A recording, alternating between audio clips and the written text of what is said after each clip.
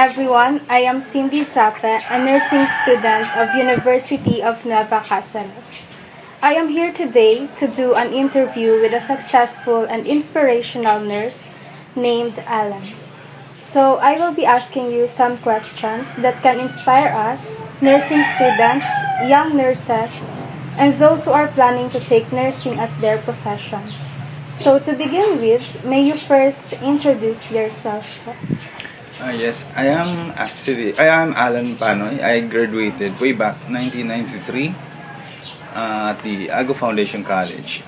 Unfortunately, the school that I graduated was closed, but being what do you call this, succeeded by the Ago Medical and Educational Center.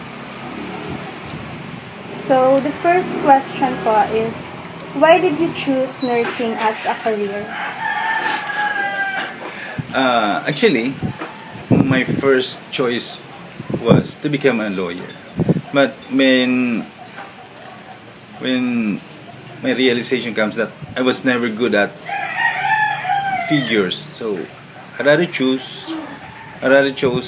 nursing. That's why I became a nurse.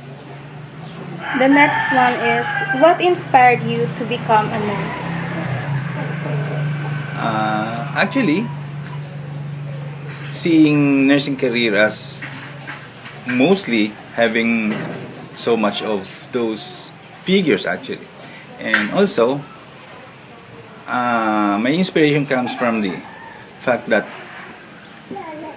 I love to serve people, not only those patients, but for the general public who needs help actually.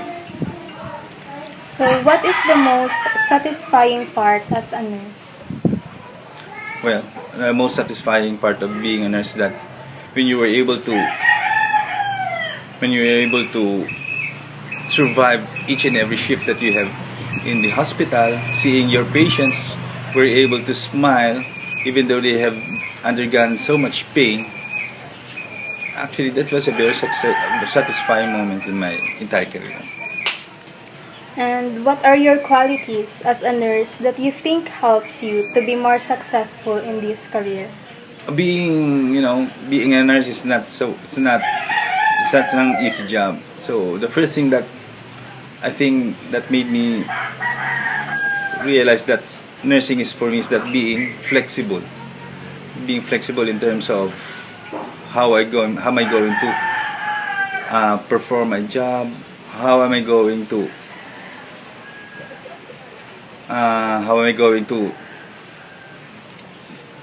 you know how am I going to sa in Bicol is it paano mo i-antos ang sarong shift without any untoward incidents. I think that's one of the reasons. So the last question po is, what advices you can give to us nursing students? Actually, I am also a clinical instructor in UNC, in other hospital, in other school. The only thing that I would like to impart in them is that don't be just a nurse. I always encourage them to have a specialty when it comes to being a nurse, because obviously when you are a specializing nurse, there's the pay is different from the usual general ward nurse. So I might say that go specialize in renal, in cardiac, because that's the most promising career in our what do you mean, being a nurse. So that's all po. That will be all for this interview. So thank you, Nurse Alan, for answering all the questions, and your advices will surely inspire young nurses and student nurses, where we can all be a good angel of the sick room. So thank you for your time, Thank you. wisdom, and passionate commitment to nursing as your profession. Thank you. That's all. Thank you.